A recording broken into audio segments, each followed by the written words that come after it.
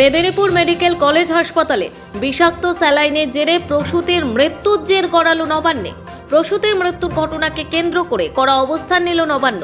কি অবস্থায় প্রসূতির মৃত্যু হয়েছে, যে স্যালাইন ব্যবহার করা হয়েছে তার অবস্থা কি ছিল, ব্ল্যাকলিস্টেড কোনো কোম্পানির স্যালাইন কেন ব্যবহৃত হয়েছে, সমস্ত প্রশ্নের উত্তর চাইল নবান্ন।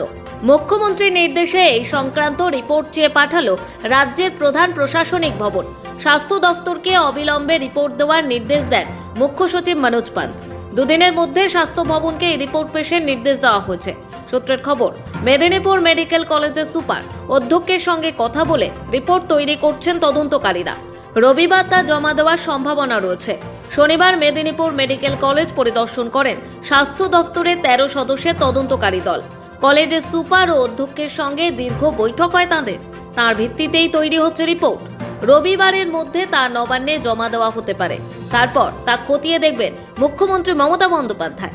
শনিবারই মেদিনীপুর মেডিকেলে মৃত প্রসূতিকে নিষিদ্ধ রিঙ্গার ল্যাকটেট স্যালাইন দেওয়ার কারণে তার মৃত্যু হচ্ছে বলে অভিযোগ ওঠার পরই তড়িঘড়ি ওই স্যালাইন সহ পশ্চিমবঙ্গ ফার্মাসিউটিক্যালসের তৈরি 10টি ওষুধ নিষিদ্ধ করা হয়েছে।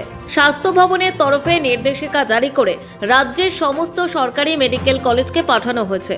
পরীক্ষার ফলাফল হাতে না পাওয়া পর্যন্ত তা ব্যবহারে নিষেধাজ্ঞা জারি থাকছে। মেদিনীপুর মেডিকেলে এক প্রসূতির মৃত্যু এবং আরও কয়েকজন প্রসূতির গুরুতর অসুস্থ হওয়া নিয়ে বড়সড় প্রশ্নের মুখে পড়ে গিয়েছে রাজ্যের স্বাস্থ্য ব্যবস্থা। অভিযোগ, যে ওষুধ কোম্পানির স্যালাইন ব্যবহার করা হয়েছিল সেই কোম্পানিকে গত 10ই ডিসেম্বর নিষিদ্ধ বলে ঘোষণা করেছিল রাজ্য স্বাস্থ্য দফতর। সেই স্যালাইন প্রয়োগের পরই প্রসূতির শারীরিক অবস্থার অবনতি হতে থাকে। ওষুধের পার্শ্ব প্রতিক্রিয়াতেই যে মৃত্যু।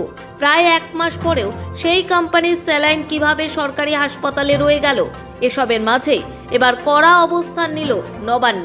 চাইল রিপোর্ট। সৌভিক সান্যালের রিপোর্ট, সময় কলকাতা।